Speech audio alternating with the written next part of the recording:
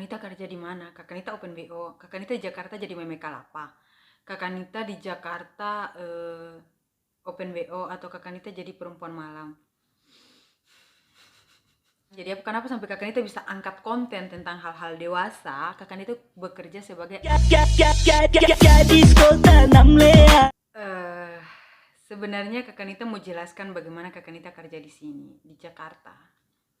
Soalnya banyak orang yang inbox Kakak Nita kerja di mana? Kakak Nita open BO. Kakak Nita di Jakarta jadi meme kalapa. Kakak Nita di Jakarta open BO atau Kakak Nita jadi perempuan malam. Kakak Nita hanya tertawa saja karena Kakak Nita tuh bayangkan bagaimana sebelum Kakak Nita angkat materi tentang bahas tentang organ intim, bahas tentang hal-hal dewasa. Kakak Nita pikir akan pun resiko Kakak Nita tahu orang pasti bakalan pikir Kakak Nita kayak begitu. Intinya yang penting kalau orang yang open BO yang mungkin bikin video-video kayak begini, orang yang kerja malam yang mungkin bikin video kayak begini sih serutin ini menurut Kakak Nita. Nah, paling susah kalau mau bicara dengan orang yang sing open mind atau orang yang pikirannya tuh sing terbuka atau orang yang selalu negatif dulu baru positif. Nah, kalau Kakak Nita kan orangnya berpikir ke orang tuh positif dulu baru negatif. Jadi Kakak Nita harap orang juga berpikir Kakak Nita kayak begitu. Nah, orang kan selalu bilang Kakak Nita kerja di Jakarta open BO kayak begini-begini segala macam, oke? Nah, sebenarnya Kakak Nita jelaskan dulu, oke? Dari 2017 sampai 2020 awal, Kakak Nita kerja di salah satu klinik kecantikan. Kakak Nita tuh latar belakangnya perawat, jadi orang kesehatan. Pahami dulu, Kakak Nita orang kesehatan. Dan Kakak Nita tuh tipikal orang yang suka mencari tahu hal-hal baru. Kakak Nita suka mempelajari hal-hal baru, hal-hal yang menarik, ya intinya kayak gitu. Jadi dulu Kakak Nita dari rumah sakit masuk ke klinik kecantikan, hal yang baru.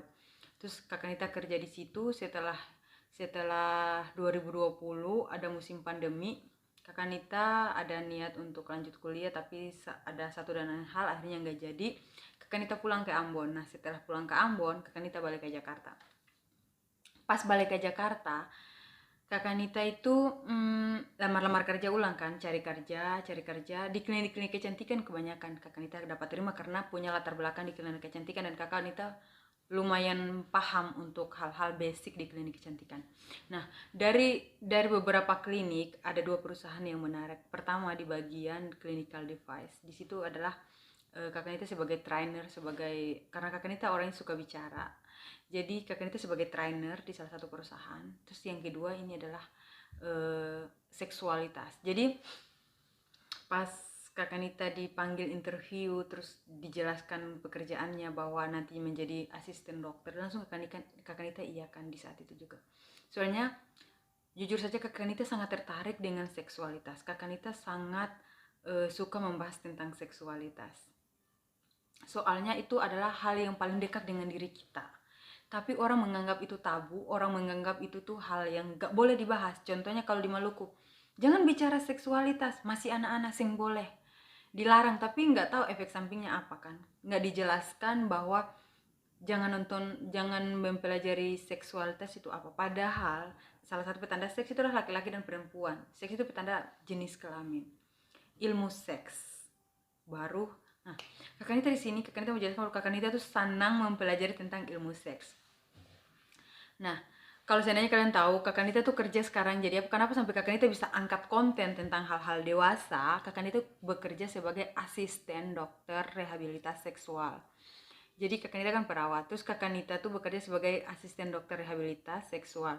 Kalau kalian sama dokter ini lumayan terkenal di Jakarta di bagian seksualitas juga. Nah, dokter ini kalau yang lebih terkenal kalian tahu dokter Boyke. Nah, dokter Boyke juga kan ahli seksiologi kan. Cuman dokter Boyke sudah lebih terkenal. Nah, tipe-tipenya kayak begitu. Jadi saya mengasistensi dokter yang menangani konsultan tentang seksualitas. Jadi dari pasien-pasien yang datang konsul, saya mendengar semua cerita-cerita mereka, terus saya angkat menjadi isi konten-konten YouTube aku. Terus intinya ilmu itu bisa kita curi dengan melihat, dengan mendengar, dengan memetik pengalaman pribadi atau pengalaman orang lain. Kakak Nita sih maksudnya jadi Kakak Nita mempelajari semua hal-hal itu dari situ. Terserah kalian mau menganggap Kakak Nita sebagai apa, pekerjaannya apa, pikirannya negatif.